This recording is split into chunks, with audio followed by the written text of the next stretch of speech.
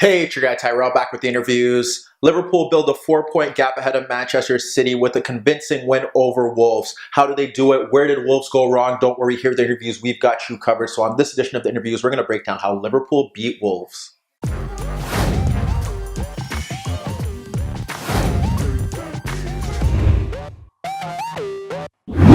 So before we get into today's video, don't forget to give our video a thumbs up if you do enjoy it. The bell below does give you daily notifications regarding our organic, unfiltered soccer/footy analysis.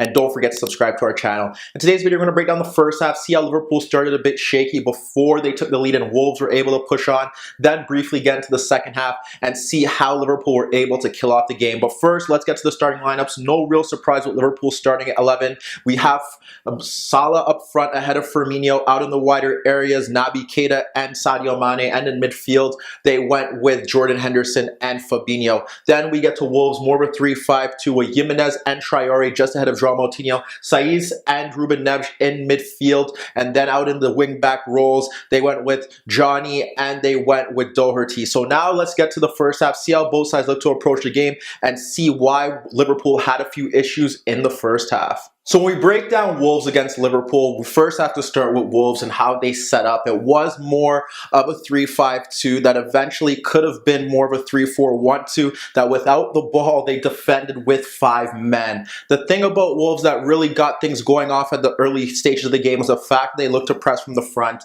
They had the 2 strikers in Jimenez and in Traore. Traore offers the pace. He can push out into those channels in transition. Jimenez could do the same thing, and he does offer an aerial threat. Both are pretty decent with their back to goal. It's to provide more of an outlet for Wolves on the counterattack and to put some pressure on Van Dijk and Lovren. On the flip side, when they did try to press, the problem here was they did look to close with the front 2 sitting on Lovren and sitting on Van Dijk.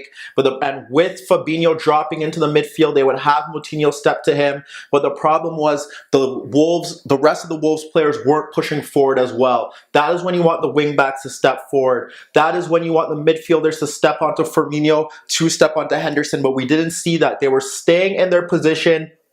The midfield in Saiz and Neves were dropping off a bit deeper. Yes, there were a few occasions where they did step, but for the grand scheme of that first half, they weren't stepping, and all it took was simply this. The wider players had outlets to pick up the ball, and the fact was Jordan Henderson was dropping in as well. So now you have 4v3. So even if Moutinho does want to step on one, there's always an outlet for the other player, and that was the reason how they were able to build on the back. Look at the gaps that you have in those positions. All you need is the fullbacks to move a bit narrow. You need Henderson to move out into those positions. Even Fabinho could move into those positions as well. If they create sort of like a box there, there were outlets for Liverpool to build on the back, and that was one of the reasons why they were able to really dominate possession. There was one instance where it did backfire, where Alisson played the ball into Fabinho, and we did see Moutinho step to him and press quickly and have the ball quickly facilitated to Adama Traore, who ran at Van Dijk, but Van Dijk's positioning was superb as he was throughout the game, and Traore can only never really test Alisson from that position.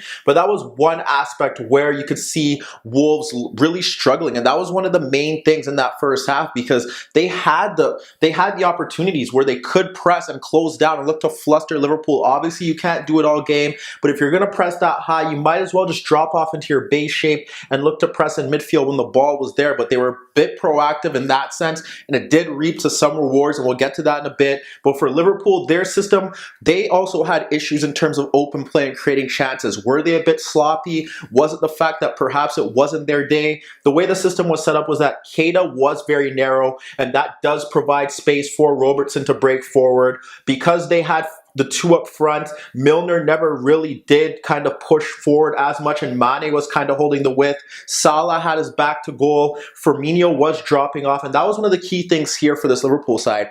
They didn't have players really breaking in behind to make runs up runs in behind that back five that did sit very deep, but they did have options in midfield. And although we've seen Wolves dominate, well, not dominate, but compete against the top six sides with their midfield really playing a key role in that. Here, you had Keita, who could play with his back to goal to Bennett and receive the ball. Salah has been exceptional with his back to goal. Firmino was dropping into pockets of space to really get onto it. And there were just simple combinations where one can hold it up and one could look to get the layoff pass. And that was what was happening. Because when you have that there, you have the three, then you have two, you have Firmino, you have Salah dropping in, you have Keita dropping in and offering an outlet. That's almost 5 against 3. And then when you look at that, that is where Wolves were really struggling in that perspective. And that's why Liverpool were very comfortable throughout. They weren't creating that many chances. We'll get to both sides and see how they were able to create chances in a bit, but that was pivotal to how this game did stem.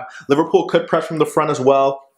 They could have the front three. They could have Mane, Salah, and Firmino step to the front three. They could have Keita push out. And then if they really wanted to, they could push a shuttler out and deal with that in terms of pressing from the front. But what they really wanted to do was, as they dropped off, they were very conservative. They moved more into a 4-5-1. We saw Mane do a good job in protecting Milner to ensure that the wingbacks on the left side couldn't really get anything going in terms of Johnny pushing forward, which is a key element to the way Wolves attack.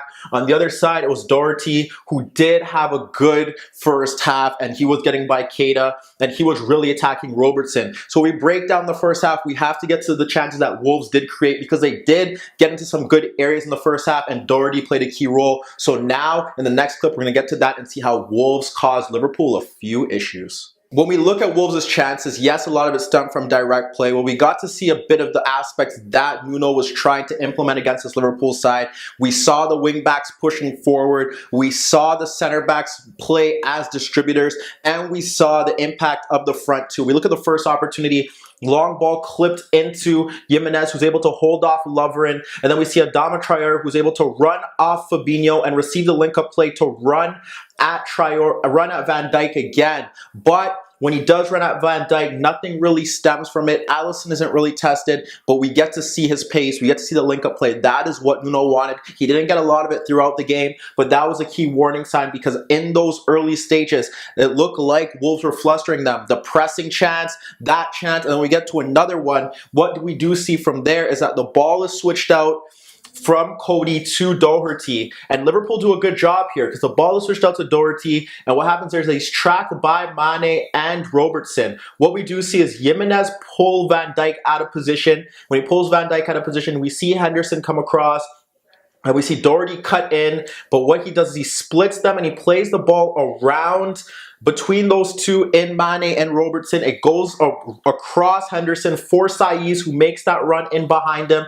Van Dijk catches it really quickly and he shifts over, and Saiz is only able to fire a tame effort at Alisson that he does bobble, but eventually Liverpool clear their lines.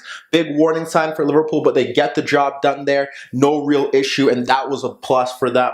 When we think to another opportunity again, we see Traore this time dropping off, and he's able to hold off Van Dijk. As he holds off Van Dijk, he drops it off to Neves, and Neves switches the play out to Saiz, who at sometimes was drifting out to the left-hand side to get on the ball.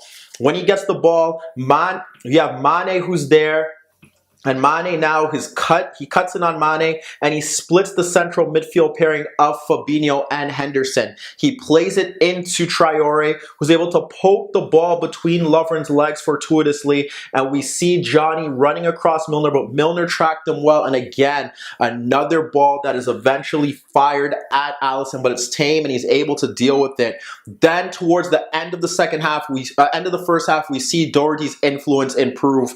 We see again, Neves just switching the ball out to him. He gets onto it. And again, we don't see Keita. We see Doherty able to run at his marker in Robertson. He's able to run at him, and he locates João Moutinho again, making a forward run. Again, he makes the forward run, gives it back to Doherty, who is clipped into the box by Milner. But it falls to Jimenez. He's unable to get his shot off. Was it a penalty? Was it not? We're not here to discuss that in the interviews. But we see the penetration, the running coming from the right right-hand side, the guile, that was key. And towards the end of the half, again, it's Doherty from a simple throw-in. You have Traore stepping to Lovren, who plays the ball into Keita, who drops off. Neves eventually just gets to him, presses him, and forces him to play a loose pass into Robertson. That we see Doherty pick up, and he drives into the box with Van Dijk coming across, and he fires a tame effort at Alisson that probably should have tested him a bit more. But when you break down the first half, you look at what they were doing very well. You saw the front two get involved. You saw them switch it out into the wider areas and really force Liverpool out of their position. And the center backs did play a key role in initiating these plays, and that helped them because in midfield they were outnumbered. So with all that being said, and all those chances that Liverpool were able to survive, you have to question, how were they able to fluster Wolves? How did they go into halftime up 1-0? So now we'll look at Liverpool, look at the brief chances that they did create, and see how they were able to take the lead going into the second half. Liverpool, on the other hand, had their issues. It felt like the way that they were playing, this is when they possibly missed a natural center forward, because although they did have enough ball players in midfield and they were able to link play and combine,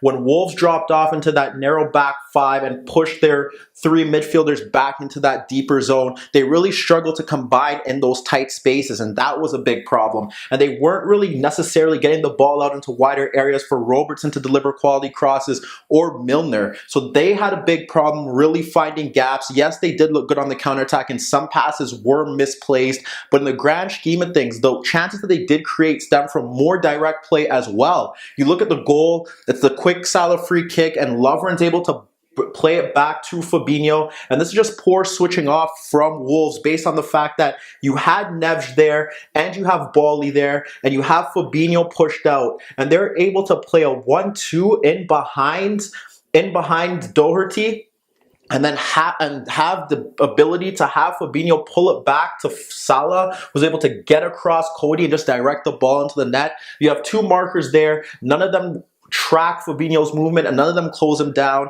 and it was just too easy for Salah to get across, and that's a well-deserved goal by Liverpool, taking advantage. That's what the best teams do, and Wolves showed their naivety here, and they shut down, and Liverpool deserved that goal, and were able to possibly get it, you could say, against the run of play, given the chances that Wolves created in that opening stage. We look to the next chance that they do create. It's a Fabinho switch out, and he locates Mane in between Johnny and Bally, and Mane is able to bring it down, and when Mane cuts in, he locates Salah again, running across Bennett. However, Bennett makes a vital last-ditch tackle to guide the ball into the path of Rui Patricio, and that saved Wolves from having Salah point-blank range with the Portuguese international, and that could have been another problem. The final chance that they really do create, because they didn't create many chances here, and that was just based on the fact that the way that they were playing, dropping off, no real runners in behind after that, no real crosses out from wider areas. They were getting stuck in traffic based on the way Wolves had dropped off into their shape after. When you think about the chance that they do create, it does stem from Wolves pressing a bit, and that was key, because what you end up seeing here is you see Firmino dropping off, and he drops off and he drags out Cody, and he links play with the midfield, and then the ball is switched out to Milner. I'm pretty sure it was Henderson who switched the ball out to Milner. Milner is now able to drive across Johnny and play the ball into Salah, who backheels it into the path of Firmino, and that bypasses Neves. And what we have here now is you have the wider players. You have Robertson wider, you have Keita, you have Robertson narrow, you have Keita a bit wider, and he plays it into Robertson, who then plays into Keita, and you see Salah run across Saiz, but he's unable to guide his effort on goal. But that just stemmed from Firmino pulling out, and again, that is what Liverpool were doing. They had him in Firmino in deeper positions, really showing as an outlet, ensuring that Liverpool dominate possession, and they ensured that Wolves never really had control of that zone, but they did struggle to create chances. The goal was again off a Wolves switch off, but great play from Liverpool, great movement from Salah, and great work from Fabinho. But in the second half, you expected a bit more. So now let's get to the second half and see how Liverpool were able to kill off the game. Unfortunately for the neutrals, the second half didn't really alter in terms of the pattern. When we look at it, obviously what you have here is Liverpool, they did close down better down that right-hand side. Keita was closing down well there. But when you think about the chances, Liverpool were still doing what they did. They were still dropping off into those spaces. We would still see if one player dropped off and looked to pick up the ball, others would try and break in and combine with them. But nothing really where Wolves' backline were really threatened prior to Van Dijk's, you could say Van Dijk Dijk's closing out goal. When you think about what Wolves were doing, they were able to get Traore in on the break on a few occasions, which stemmed from the fact that Fabinho was a bit loose in possession. He was dispossessed. The first time he played a loose pass, and then we saw Traore break past Robertson before Van Dijk came across. The second time in possession, we did see him closed down by Neves and by Traore, which eventually led to Traore being played down that same channel and Van Dijk again intervening and making the difference there. But when you think about it, there was really no issue with Liverpool. They were dropping off, they were picking up the ball, they were still overloading in central positions. Eventually, Kate had to come off for Lallana, which does bring you more discipline, more guile. And eventually, prior to the buildup of Van Dijk's goal, we saw again Liverpool killing Wolves down in transition. Finally, they were able to kind of break through. And we did see the ball played out to Salah, who's able to play the 1-2 and run in behind Bowley and Saiz, because Saiz was covering for Johnny, to get the ball back, and he was able to nutmeg his marker and then cut back in and lay it off to Mane breaking in, who slid it into Lallana, but Lallana's shot was blocked and saved by Rui Patricio. Eventually, the short corner kick fell to Salah at the edge of the box, and what we do see here is Salah clipped the ball over Bowley, and we saw Van Dijk get across his marker and guide the ball in from point blank range. Wolves did bring on Gibbs White, they did bring on Caballero, but that didn't really change the impact. They didn't really influence the game. Liverpool were still dominating the center of the pitch, still getting chances on the counterattack, and they were worthy winners here after weathering a storm where Wolves, again, as we look at it, they lack that bit of quality in the final third to make a difference at the highest level in this league. They should be able to beat the teams below them or in around them, but against these top sides, when you get the chances that they got, when you get put into positions that they were put into, you got to finish it. Whereas Liverpool, they have Mo Salah, they have the brilliance of Van Dijk, they were able to dominate the midfield, and that was key as they now push 4 points ahead of Manchester City. But let me know what you guys think. Is Liverpool going to eventually lose a game before 2019? Can anyone stop them? And what about Wolves? Are they destined for a top half finish? Meet me in the comments below. Don't forget I upload videos every day, and don't forget to subscribe to my channel. If you like this video, give it a thumbs up. And that was your daily dose of the interviews.